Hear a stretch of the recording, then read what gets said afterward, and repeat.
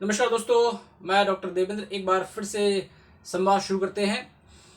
पिछले कुछ दिनों से हम देख रहे हैं कि जब से ये कोरोना महामारी आई है तब से एक एक बहस चल रही है सोशल मीडिया पर, और वो है प्रतिरोधक क्षमता को लेकर, इम्यूनिटी बूस्टिंग को लेकर। तो ऐसे कई बाजार में ऐसे ऐसे प्रोडक्ट हैं, ऐसे कई कई दवाइयां हैं जो ऐसा कहती हैं कि ये आपको कोरोना से लड़ने के लिए आपकी मदद करती है, ये आपकी इम्यूनिटी बूस्टिंग करती है। ऐसे कई उदाहरण जिनमें से एक उदाहरण कोरोनिल भी है। देखिए, इम्यूनिटी एक एक बहुत ही जटिल और गहन प्रक्रिया है। ये सिर्फ इतनी सी नहीं है कि हमने रात को च्यवनप्राश खाया और सुबह हम कहें कि अब हम इम्यून हो गए किसी बीमारी के लिए या किसी संक्रमण के लिए। ये ऐसे नहीं है। इम्यूनिटी की प्रक्रिया जब बच्चा माता के गर्भ में होता तब से शुरू होती है, और ये सतत प्रक्रिया है, चलती रहती है। तो कई लोग जो कह रहे हैं कि अमुक चीज़ खाने से या सेवन करने से आपकी इम्यूनिटी कुछ दिनों में बढ़ जाएगी, तो इसमें कहीं कोई शोध और तथ्य नहीं है।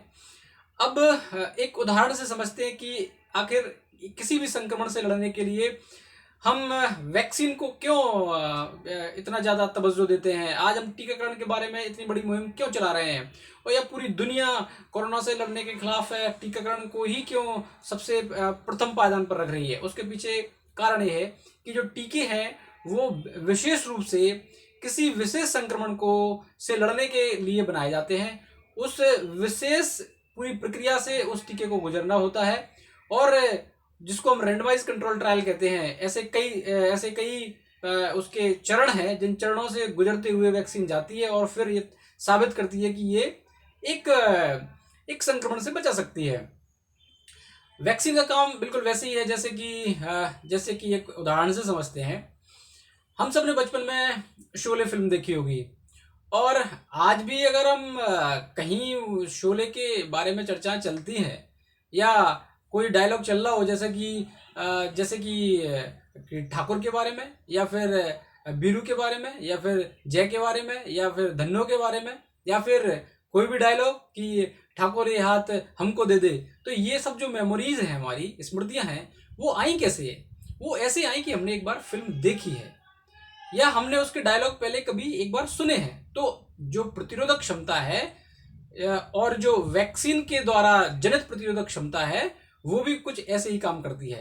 जब एक विशेष संदर्भ में टीका बनाया जाता है किसी बीमारी के खिलाफ, टीका को एक एक सांचे में ढाला जाता है, तो उसके पीछे एक विशेष एक ढांचा तैयार किया जाता है उस बीमारी के खिलाफ। उस बीमारी को पहले समझा जाता है, उस संक्रमण की पूरी जो विषय वस्तु है उसको अलग अलग आयामों को देखा जाता है। जैसे कि हमने वायरस को देखा, वायरस के जो तथ्य हैं वायरस के बारे में, उसका जो स्ट्रक्चर है, ढांचा है, उसका जो वेशभूषा है, उसके संक्रमण करने के जो तरीके हैं, इन सबको पहले अध्ययन किया जाता है। उसके आधार पर ही फिर टीका तैयार किया जाता है।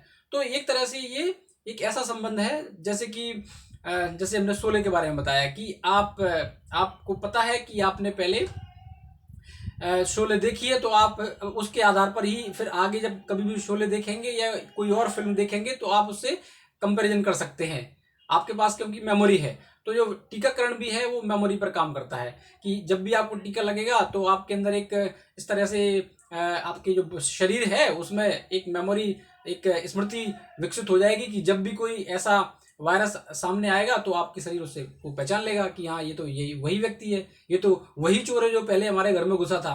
तो फिर आप उसको, आपके अंदर तैयारी है लड़ने की, तो आप उससे लड़ोगे और उसको फिर घर से बाहर कर दोगे। तो बस टीकाकरण की व्यवस्था यही है, और इसी पद्धति पर टीकाकरण काम करता है।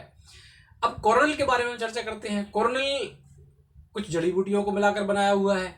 उसके कोई ऐसे अध्ययन नहीं है कि उसको वायरस के अध्ययन के बाद में उसको उस तरीके से तैयार किया गया है। कई सारे अध्ययन ये भी कहते हैं कि उसमें काफ़ी सारे हैवी मेटल्स भी हैं। तो अब कई लोगों को हमने देखा है कि महीनों तक कोरोनिल खा रहे हैं। पहली जो वेव आई थी उस वेव से अभी तक कोरोनिल खा रहे हैं, तो उससे फिर नुकसान भी हो सकते हैं। स्वाभाविक सी बात है कि अति सर्वत्र वर्ज्यते, कि आप किसी भी चीज़ को बहुत अति में लोगे तो वो शरीर को फायदे से ज़्यादा नुकसान देगी। तो इसलिए बहुत ही विवेकपूर्ण होकर सबको निर्णय लेना है कि सरकार या वैश्विक स्तर पर जो टीकाकरण की मुहिम चल रही है, उस टीकाकरण की मुहिम का हिस्सा बने और आपको जहाँ भी जितनी जल्दी जिस जगह भी जो भी टीका मिल रहा है, जो भी वैक्सीन मिल रही है, आप उसको लगवा लें। और अभी के लिए तो यही सबसे एक अच्छा सुरक्षा कवच है, क्योंकि आने वाले समय में वायरस और कितने रूप बदलेगा कुछ कह नहीं सकते।